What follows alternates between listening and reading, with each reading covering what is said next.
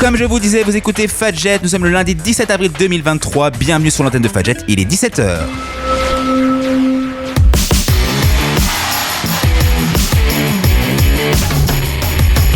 Multisport sur Fadjet, présenté par Pierre. Et vous commencez à connaître cette habitude de Multisport les lundis, chaque lundi de 17h à 17h30. Bienvenue si vous venez de nous rejoindre tout simplement sur l'antenne de Fadjet. On va passer une demi-heure sportive mais une demi-heure agréable, une demi-heure avec de la bonne humeur et avec deux chroniqueurs autour de la table que vous connaissez certainement. Valentin est là, bonsoir. Bonsoir Pierre, bonsoir à tous. Est-ce que tu vas bien ? Eh ben ça va très bien, je crois que les lundis passent de plus en plus vite, j'arrive pas à voir... c'est vrai, mais en plus on n'était pas là la semaine dernière donc ça passe encore plus vite parce que... lundi de Pâques, oui. Ça s'est bien passé? Ça s'est bien passé. Non, j'ai un peu passé l'âge, mais bon voilà, je suis plus trop chocolat moi. C'est pas trop conseillé pour le sport, je crois. Il y a également Benjamin, bonsoir. Bonsoir à vous deux. Bonsoir à vous deux. Est-ce que tu vas bien? Oui, mais les chocolats pour moi, ils ont fondu. Ils sont fondus. Mince. Ah bah ça c'est ballot. Hein. Ça arrive une fois sur deux. Tu pourras faire du chocolat chaud comme ça. Voilà, c'est bon aussi. Donc aujourd'hui au programme, je vous disais donc il y aura le live sport. On va parler de football parce qu'il y a la Ligue des Champions qui revient demain. Mais bon. Faut pas se leurrer, les matchs sont déjà quasiment joués. Hein. Il y a des gros scores, hein, on en parlera. Ouais. On parlera également des résultats sportifs, ça c'est Valentin qui vous en parlera. On parlera de football, du tournoi de Monte Carlo. Bref, je vous tease un peu le truc.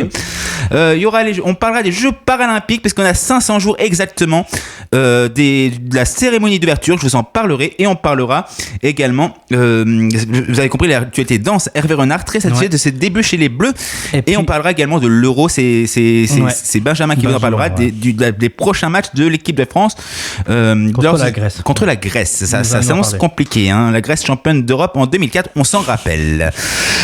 Le live sport, ça commence maintenant.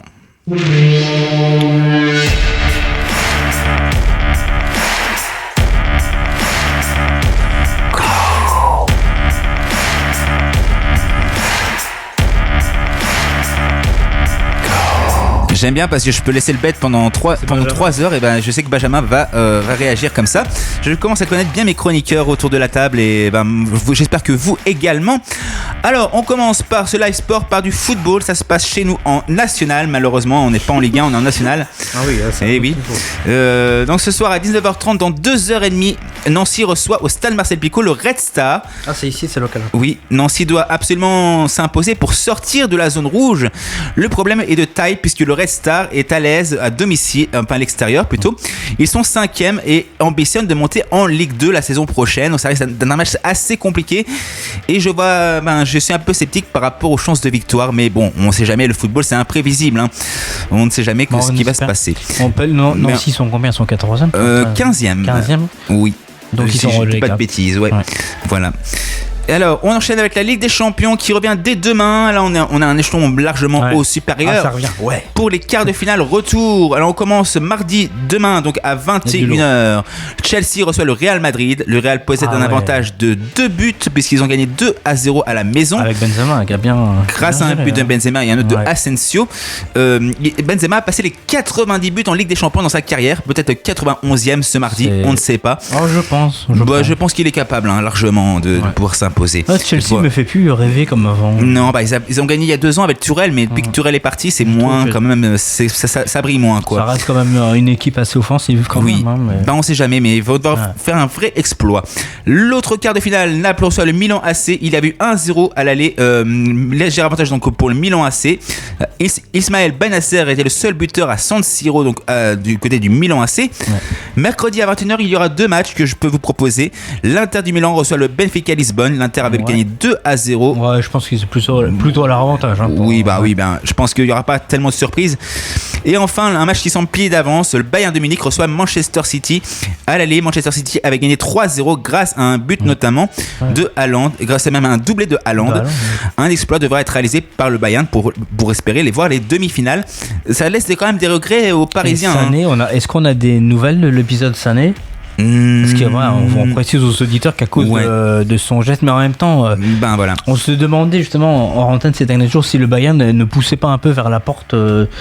Sané. Non, Sané, c'est Mané, pardon. Mané, Mané. Non, Sadio Mané, évidemment. Oui. Voilà. Donc effectivement, mais il y aura un gros match demain, donc Bayern Manchester City. Le coup d'envoi c'est prévu à 21h. Moi je pense que je le regarde. Moi aussi. Je suis plutôt intéressé par Bayern Manchester. Moi aussi, je pense que c'est une finale avant l'heure. On nous le vend comme ça, du moins sur les dans les grosses chaînes. Ouais. Alors je vous parle de vélo maintenant. Ce dimanche, c'était l'Amstel Gold Race et c'est Tadej Pogačar qui était tout simplement injouable 2 semaines après cette démonstration sur le Tour des Flandres. 11e succès de la saison pour le Slovène, double vainqueur du Tour de France en 17 jours de course. Ce 11e succès en 17 jours de course. La question sera-t-il en forme pour le Tour? On ne sait pas, mais en tout cas, il participera à Liège-Bastogne-Liège ce dimanche. Il croisa un certain Remco Evenepoel, le tenant du titre, coéquipier de Julien Alaphilippe qui sera présent ce dimanche. Mais Julien Alaphilippe sera en rôle, il a déclaré de coéquipier car il est insuffisamment remis de sa chute du Tour des Flandres. Vous vous souvenez peut-être à 130 km de l'arrivée, il y avait une grosse chute collective et donc il pourra pas. T'as vu la vidéo le fait mal. Il pourra pas être leader sur le Liège-Bastogne-Liège, qui est pourtant une course qui peut le convenir, qu'il avait fini 2e, je crois, il y a quelques années. C'est un peu le lot de tous, les chutes. De toute façon, une chute au cyclisme, ça ne te pénalise pas simplement pour la course. Il faut se dire quand même que même les courses d'après, les prochains circuits sont assez. Ça te blesse, effectivement. Et ça peut te faire très mal. Je vous parle de natation maintenant avec le Français Léon Marchand, qui n'en finit plus d'impressionner avec ses titres de champion du monde 2022 sur 200 mètres et 400 mètres 4 nages. Il a réalisé la meilleure performance mondiale sur le 200 mètres 4 nages lors du meeting de Westmont dans l'Illinois aux États-Unis. Il s'impose en 55 secondes et 68 centièmes. Donc bravo à vous. Je voulais vous donner des nouvelles d'un Alsacien, Sébastien Loeb, qui va faire son retour 5 ans après sa dernière apparition dans le rallycross. Vous savez, c'est la course, c'est un peu comme du rallye, mais sauf qu'ils sont tous les uns derrière les autres. Et c'est une course qui est très spectaculaire. Il avait participé, sa dernière participation remonte à 5 ans. Et il a 49 ans, Sébastien Loeb. Il va faire son grand retour. L'ancien champion du monde, 9 fois champion du monde du WRC. Et puis qui a fait un bon Dakar. Voilà. Et il sera partenaire de Guerlain Chichan, le fondateur de cette nouvelle équipe. Voilà, donc vous en saurez plus en suivant ce rallycross qui promet d'être passionnant parce qu'avec Sébastien Loeb, il y a toujours des rebondissements. Ça, c'est clair. 17h07, on a un petit peu de retard, mais on prend notre temps aujourd'hui et on espère passer un bon moment. On va écouter les Red Hot Chili Peppers, Californication. Peut-être que ça vous dit quelque chose autour de la table. Je pense que c'est le plus grand succès des Red Hot Chili Peppers. Et ensuite, on aura les restés sportifs présentés par mon cher ami Valentin. À tout de suite. Fadjet, un espace original d'expression et de dialogue au 47 rue Charles III à Nancy et sur 94.2 FM.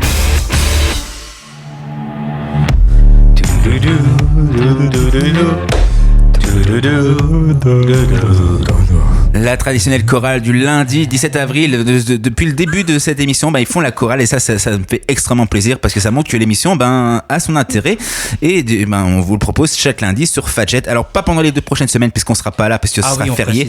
On précise. Le 1er mai et le 8 mai. Oui, c'est ça. Et c'est pour mieux revenir plus tard. Alors, on va parler des restés sportifs maintenant dans cette émission sur Fadjet. On va commencer par le football, ça n'a pas pu vous échapper. Les résultats de la 31e journée de Ligue 1. Eh bien, on commence avec une belle victoire des Marseillais, 3-1 face à 3. Les Monégasques s'en sont bien sortis aussi, belle victoire 3-1 face à Lorient. Pareil également pour Strasbourg, 3-1 face à Ajaccio en grande difficulté, on peut le dire. Auxerre, 2-1, petite victoire face aux Nantais, 2-1. Clermont Foot s'est imposé également face à Angers, 2-1. Petite victoire des Bretons de Brest face à l'OGC Nice, 1-0. Puis belle victoire tout de même de Lille, 2-1 face à Montpellier.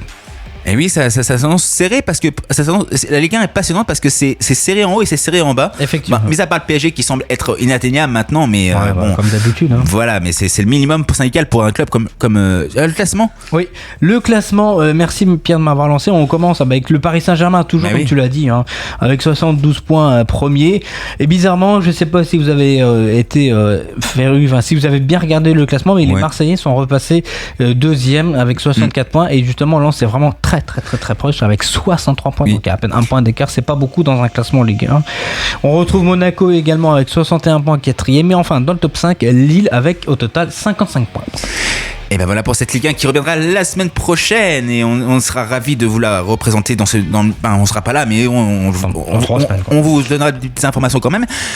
Tennis à présent, on va du côté de Monaco avec le finale du tournoi de Monte-Carlo. Eh bien oui, sacrée première pour Andrei Rublev. Le Russe a dominé le Danois Eoglar Rune pour s'imposer en finale du tournoi de Monte-Carlo. C'était hier dimanche 16 avril. Il est donc parvenu à renverser son jeune adversaire qui avait empoché la première manche, un bel manche, un 5-7, 6-2, 7-5. C'est la première fois que Rublev gagne un tournoi de cette catégorie. Il faut savoir qu'il a à peine 25 ans, donc il est encore très jeune. Il a beaucoup d'avenir devant lui. Le 6e mondial a dû puiser dans ses ressources, comme il l'a souligné. Après la perte de la première manche, il a très très bien réagi, et puis a de nouveau sombré au début du 3e set. Il était mené 4-1, 30-40. Il a su inverser donc la tendance face aux jeunes Danois pour finalement l'emporter. Il faudra donc faire attention aux Russes dans la suite de la saison en terre battue qui se terminera à Roland-Garros. Qui se déroulera, les dates je vous les donne maintenant, ça sera du 28 mai au 12 juin prochain. Et on en parlera dans Multisport évidemment. Ouais, évidemment. On enfourche nos vélos maintenant avec le cyclisme. Oui, c'est l'expression à la mode. Le Tour du Doubs, c'était ce week-end, je crois. Ah oui, on enfourche nos vélos, ça n'a rien à voir avec la balle jaune et la raquette. Non, effectivement. non, c'est pour faire la transition. Voilà, le coureur du Cofidis, Jésus, alors ça n'a rien à voir avec notre Seigneur, Arada, qui s'est imposé ce dimanche. Arada, ce dimanche 16 avril, sur Tour de Doubs, 8e étape de la Coupe de France cycliste. Il succède à Valentin Madouas, vainqueur l'an dernier. Thibaut Pinot, Groupama FDJ, a terminé 2e ce samedi sur le Tour du Jura. Il termine il est suivi de Nance Peters, G2R Citroën Team. Errada, 32 ans, s'est donc imposé au terme des 201 km entre Morteau et le Larmont, parcouru dans un brouillard épais en prenant quelques longueurs d'avance sur un peloton d'une vingtaine de coureurs. Le Tour du Doubs était donc la première manche d'un triptyque jurassien qui a débuté ce vendredi avec le grand classique Besançon et remporté par le Français Victor Lafay, dont Pinot a terminé 5e. Et le Tour du Jura enlevé par le Français Kevin Vauquelin. Voilà, donc Thibaut Pinot très acclamé évidemment parce qu'il est né dans le Jura, donc Haute-Saône je crois, dans les coins là. Haute-Saône, c'est en France, et il est très acclamé. Et ils aiment beaucoup Thibaut Pinot, donc il y a beaucoup de supporters. Et Nance Peters qui avait gagné Nance Peters, il avait gagné une étape sur le Tour de France il y a quelques années. Peut-être que Pinot c'est peut-être senti galvanisé le fait qu'il soit chez lui. Ça peut des fois. Des fois, ouais. Alors rugby maintenant, tournoi destination féminin. Alors c'était une déferlante blanche au stade de la Rabine. Les Bleus qui ne jouaient pas avec leur couleur traditionnelle pour l'occasion ont littéralement assommé les Écossais. 55-0, c'était hier dimanche 16 avril à l'occasion de la 3e journée du tournoi destination. 9 essais marqués, bonus offensif en poche, aucun point encaissé. Les joueuses du duo Gaël Mignot-David Ortiz ont tout simplement, on peut le dire, réalisé un match parfait malgré une entame compliquée face à un Chardon joueur et dangereux. Voilà pour le tournoi destination féminin qui est aussi passionnant mais qui est un petit peu déséquilibré, on va dire, sur ces équipes. On voit 55-0, c'est ça. 9 essais. J'avais jamais vu ça dans le rugby, quoi.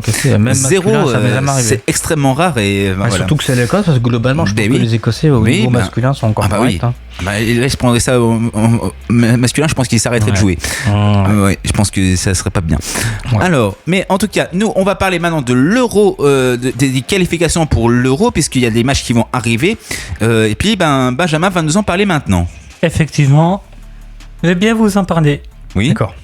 On peut dire que nos Bleus ont fait leur entrée dans l'Euro 2024 par la grande porte après une Coupe du Monde réussite, malgré la défaite en finale contre l'Argentine. Les Français ont confirmé leur place de leader dans le monde du football avec de nombreux buts lors des 2 premiers matchs de qualification, de quoi leur assurer une belle marge. J'ai failli dire autre chose, mais... Oui, on évitera de le dire. Pour les prochains matchs à venir, attention, notamment contre la Grèce au Stade de France, le 19 juin 2023. Pas 2024. 2023, effectivement. La Grèce championne d'Europe, on se rappelle, en 2004. Et je le rappelle parce que c'était une grande équipe à l'époque. C'était une grande équipe, mais maintenant, j'ai regardé, en dehors de. En tout cas, avant l'émission, j'ai regardé les Grecs actuellement au niveau classement FIFA sont 39e. Ils ont beaucoup reculé. Mais à l'époque, ils ont fait une sacrée prouesse parce qu'ils ont sorti, je crois, l'Espagne, la France. Bref, ils ont vraiment fait un bel Euro, je me rappelle. Les Euros avant 2012, il y avait quand même les premiers Euros entre 2000 2000 et 2012, il y avait quand même des sacrés matchs. C'est ça. Ouais. J'ai bien aimé l'Euro 2004, moi. Moi aussi, effectivement. Oui. Alors, maintenant, on va parler de Axel Red. On va diffuser un titre de Axel Red qui s'appelle Sensualité. On va en parler maintenant. Vous avez envie de découvrir le monde de la radio, de devenir chroniqueur ou animateur sur Fadjet? Envoyez-nous vos idées et projets à contact@fadjet.net.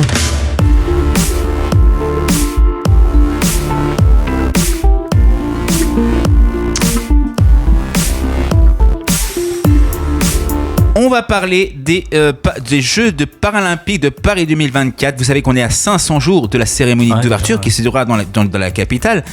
Et bien dans une tribune envoyée à l'équipe, au quotidien de l'équipe, Amélie Oudéa Castera, ministre des Sports et des Jeux Olympiques et Paralympiques, et Geneviève Darouxek, ministre déléguée aux personnes handicapées, détaille la feuille de route de l'équipe de France, et elle veut faire aussi bien même mieux que la précédente marque à Londres en 2012. La France avait ramené quand même 45 médailles, dont 8 en or, et donc c'était un record, et elle veut faire mieux. Elle souhaite que ce soit la plus grande fête mondiale des parasports de l'histoire, et ce soit aussi un tournant dans la place du handicap de notre société. Alors, donc on a ce qu'on sait aujourd'hui sur la cérémonie d'ouverture, puisqu'on est à 500 jours, je vous le rappelle. Son contenu avait été dévoilé en octobre. Cette cérémonie s'annonce tout aussi ambitieuse que celle des Jeux Olympiques, avec la place de la Concorde comme emplacement névralgique des festivités.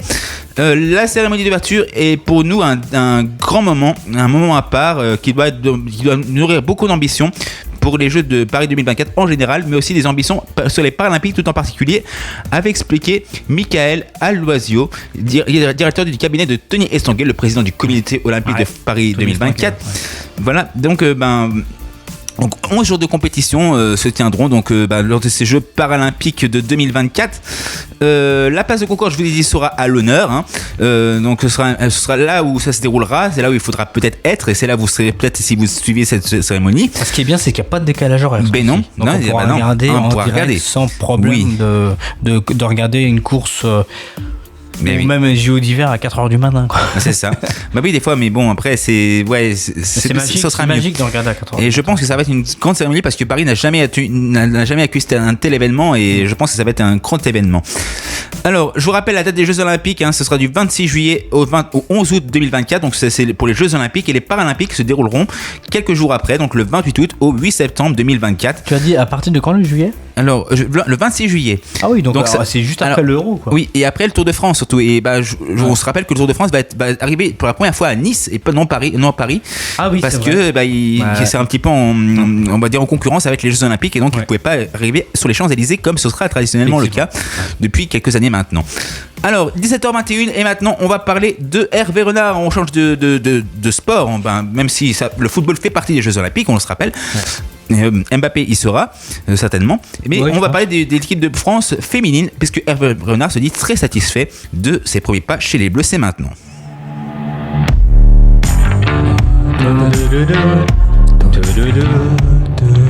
Alors, on va pas se mentir, l'équipe de France féminine marche plutôt bien en ce moment. Pour l'instant, oui. Grâce à un certain Hervé Renard qui se dit très satisfait de ses premiers pas chez les Bleus féminins. Eh bien oui, le mardi 11 avril dernier, il dirigeait son deuxième match à la tête des Bleus, et son équipe s'est offert une belle victoire en amical. C'était face au Canada, 2-1. C'était au stade Marie-Marvin.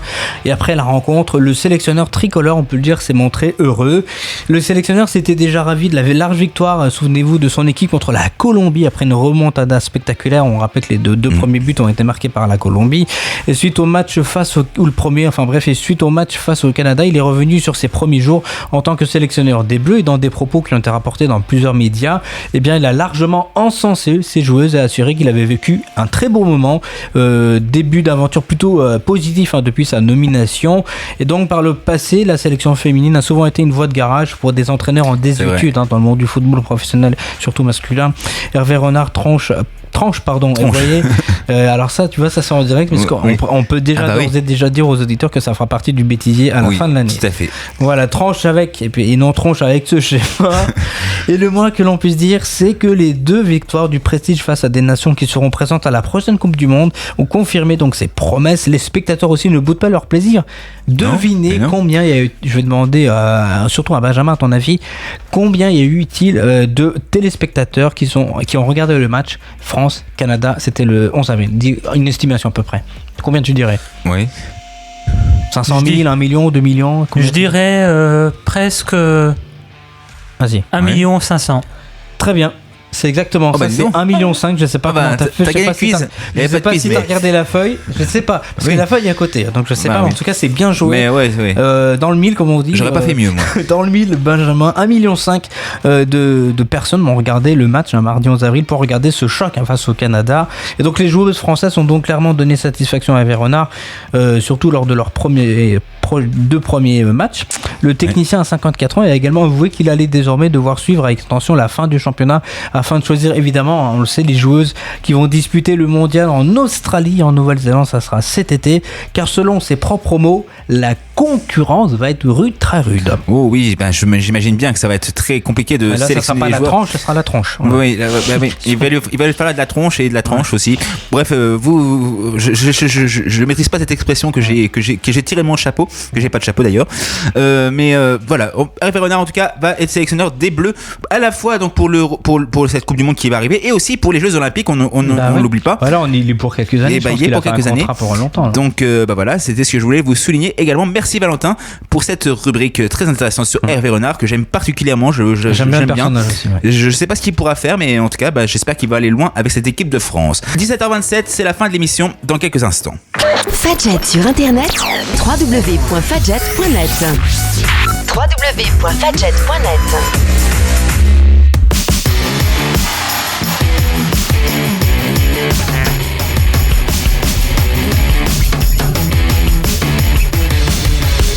Alors, il faut que je change un petit peu ma formulation parce qu'on se revoit pas la semaine prochaine. Et même la semaine d'après. Ni la semaine d'après. Parce qu'il y a le 1er mai et le 8 mai. Je ne sais pas quand. Dans 3 semaines. Un lundi, on se retrouvera sur Fadjet. Effectivement. Mais on va prendre des bonnes vacances et on aura plaisir à vous retrouver. Merci Valentin et merci Benjamin d'être venu.